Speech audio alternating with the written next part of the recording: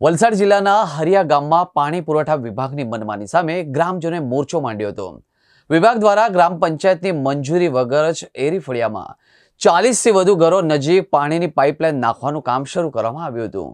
આ કામગીરીથી સ્થાનિક રહીશોના ઘરોને નુકસાન થવાની ભીતિને લઈને ગ્રામ લોકોએ કામગીરી અટકાવી દીધી હતી। ગામના સરપંચ અને માજી સરપંચની આગેવાનીમાં મોટી સંખ્યામાં ગ્રામજનો એકત્રિત થયા હતા અને વિરોધ પ્રદર્શન કર્યું હતું। ગુસ્સે ભરાયેલા લોકોએ કામ માટે લવાયેલા જેસીબી અને ટ્રેક્ટરની ચાવીઓ જપ્ત કરી હતી। ખાસ કરીને 35 વર્ષ પછી બનેલો રસ્તો પાઇપલાઇન નાખવા માટે ખોદી નાખવામાં આવ્યો હતો, જે ગામ લોકો માટે સ્મશાન સુધી પહોંચવાનો એકમાત્ર માર્ગ હતો। ગ્રામજનોની મુખ્ય માગણી છે કે જે રસ્તો ખોદવામાં આવ્યો છે તેને ફરીથી બનાવી આપવામાં આવે। પાણી પુરવઠા વિભાગે ગ્રામ પંચાયતની કોઈ પણ પ્રકારની મંજૂરી મેળવ્યા વગર જ કામગીરી શરૂ કરી દીધી હતી, જેના કારણે સ્થાનિક લોકોમાં ભારે રોષ ફેલાયો હતો। સરપંચે પણ આ કામગીરીનો વિરોધ કરતા કહ્યું હતું કે યોગ્ય પરામર્શ અને મંજૂરી વગર આવી કામગીરી કરવી યોગ્ય નથી। સમસ્યામાં એવું છે સાહેબ કે લાઈનનું કામ ચાલુ હતું, એ લોકો કર્યું, આપણને ખબર પડી અને આપણે એને અટકાવી દીધી। કારણ કે અમારી પાસે પંચાયતને કોઈ લેખિત પણ એ લોકો લેટર નથી અને કોઈ મતલબ અમે પંચાયત પાસે લોકો પરમિશન માંગી પણ નથી કે આવ્યા પણ નથી આપણી પાસે। આ તો અમને જેવી ખબર પડી એટલે સવારે આવીને મેં આ કામ અહીં બંધ કરાવી દીધો। ફરિયામાં છોકરા લોકો ફોન કર્યો કે આ રીતનું કામ ચાલે છે એટલે આપણે એને અટકાવી દીધો। ગામ લોકોની સાહેબ માંગતા હવે અંદર ફરિયામાંથી જાય તો નુકસાન તો થાય જ ને, અને એ તો નહીં જ પરવડે ને। એ જ 35-40 માજી પૂર્વીબેને કીધું એ રીતે આગળના દિવસોમાં તો હવે પાછળથી જાય તો એ તકલીફ જ છે આગળ। કારણ કે આ બાજુ અતુલ છે, પેલે બાજુ અતુલ છે, આ બાજુ અતુલની બધી પ્રાઇવેટ જમીન છે, એ બાજુથી લઈ ગઈએ તો બી આપણે આગળ તો આપણા આવાસો નડવાના જ છે। એવું છે અમારે જે આ લાઈન પાઇપની લાઈન આવતી છે પાણી પુરવઠાની, એ અમારા સરપંચ થી માંડીને કોઈને જણાવવા મૂકવા આગળ એ લોકો ખોદવાનું ચાલુ કરી રાખેલો। ખોદવાનું ચાલુ કરી રાખેલું એટલે એ લોકો અહીંયા અમારા શમશાનનો જે રસ્તો છે ખોદી કાઢલો છે। ખોદીને એ લોકો કોઈને જણાવેલું બી નથી ને સરપંચને પૂછ્યું, સરપંચ અમુ નથી જણાવેલું। ડેપ્યુટી સરપંચને પૂછ્યું તો એ કે અમુ બી નથી જણાવેલું।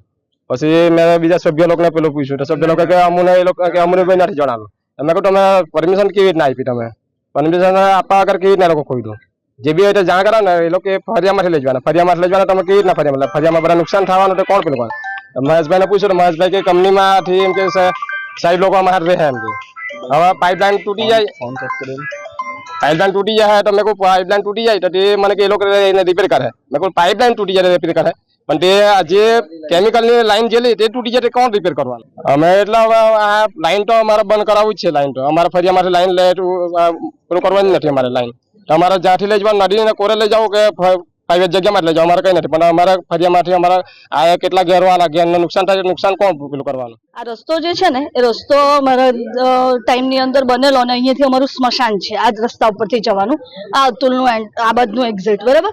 હવે પરિસ્થિતિ એવી કે પાણી પુરવઠાની લાઈને મધુવન ડેમમાંથી જે આવે છે ને તેણે ત્યાંથી ક્રોસ કર્યું, બરાબર છે, પાન નદી, અને અહીંથી એ લોકો પેલા સાઈડ મગોડુંગરી બાજુ લઈ જવાના, પણ અહીંયા અમારા સરપંચ સાહેબની કોઈ બી પરમિશન લીધા વગર આટલું હદ સુધીનું ખોદાણ કરી નાખ્યું। અને ખોદાણ કર્યા પછી જે લાઈન સીધી જશે ને તો બધા અમારા આદિવાસીઓના ઘરની અંદરથી જશે, એટલે એ તો શક્ય બનવાનું જ નથી, બરાબર છે।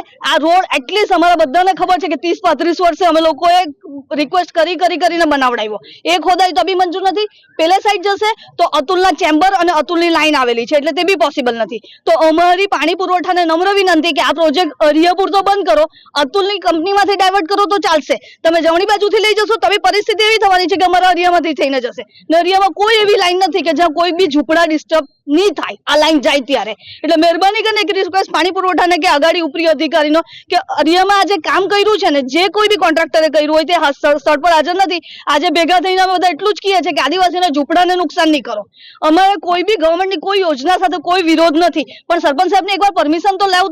તમે આ ખોદી કાઢ્યું, આજે સ્મશાને જવાનું હોય, અહીંયા કંઈક મળે નહીં, રોડમાં અમારી પાસે કોઈ રોડ નહીં મળે, બરાબર છે। એવી પરિસ્થિતિમાં મહેરબાની કરીને કોઈ એ ન કરો અને બંધ કરો, અને આ જે ખોદેલી છે તે લઈ જાઓ, અને બીજી રિક્વેસ્ટ કે અમારો રસ્તો જેવો હતો ને એવો પાછો બનાવી આપી જાઓ।